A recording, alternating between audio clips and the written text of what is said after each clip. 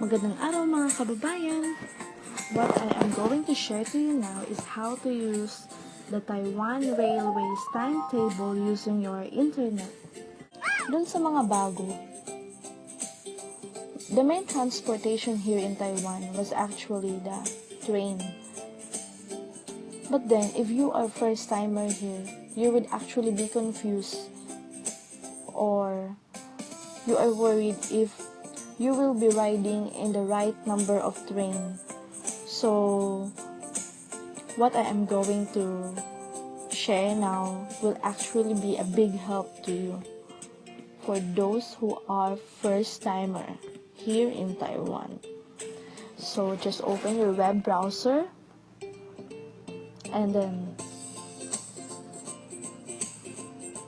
just key in the web address http://163.29.3.97/mobile_en/query.jsp.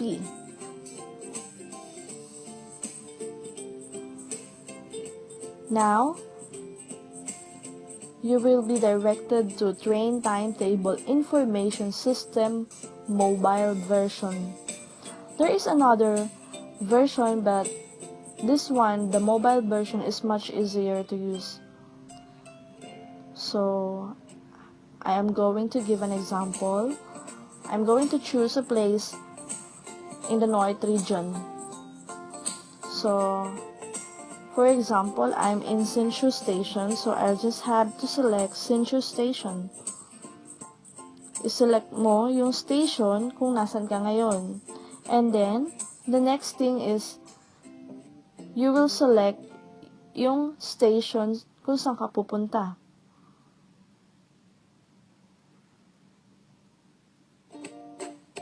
So, for example, I'm going to Keelung. Places here are actually not alphabetically arranged but arranged based on dun sa pagkakasunod-sunod ng mga places here sa Taiwan. So, now, the next thing you have to select is the train type. I recommend you use all types. This will give you many options kung ano talaga yung train number na dadaan dun sa station mo napupuntahan. So, the next is the date. The default date was the date today, but then if you will be going out tomorrow, you can also choose the dates here. The time. Usually, I don't change the time range. But if you want to lessen the list, you can actually shorten the time range by choosing here and here. And then by default, the selected is the departure. Just leave it like that and then submit.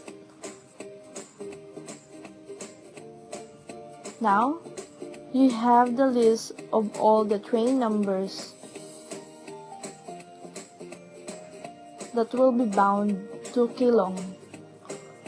So, train code were actually the train codes were actually the number of the train. For example, I'm in Hsinchu by 5 a.m. So the available train that will depart by 5 a.m. is the train number 1110. And then I will be in Keelung by 7:22 a.m. So the duration of travel was about 2 hours and 22 minutes.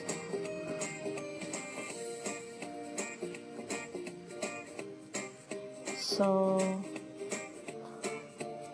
that's it.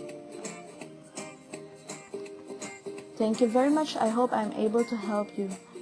Goodbye, guys.